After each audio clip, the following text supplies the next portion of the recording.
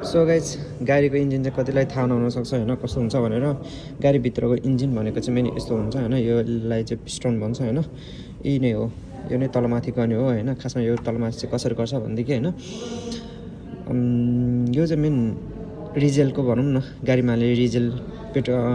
रिजेलको ट्याङ्कीबाट होइन यहाँबाट आएर चाहिँ जस्ट यहाँनिर जम्मा भएर यो तल जाँदाखेरि चाहिँ यहाँबाट रिजेल सलक्क आउँछ क्या आउँदाखेरि चाहिँ अनि यो चाहिँ प्लग भयो होइन प्लगबाट चाहिँ करेन्ट भनौँ न झिर्काएर चाहिँ यहाँबाट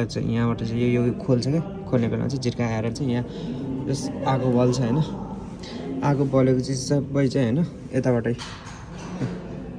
यो तल आउँदाखेरि चाहिँ यहाँबाट चाहिँ धुवा निस्केर आउँछ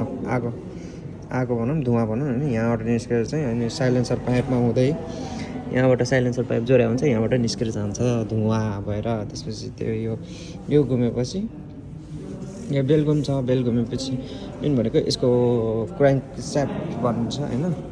क्र्याङ्कको स्याफ्ट त यहाँबाट यहाँ कनेक्सन आइरहेको हुन्छ होइन है यो चाहिँ खासमा गियर बक्स हो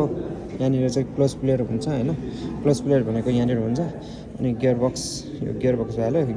यहाँबाट चाहिँ जोडेर चाहिँ यो कनेक्सन छ होइन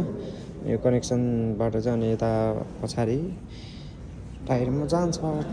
टायरतिर गएर चाहिँ अनि गाडी कुद्ने हुन्छ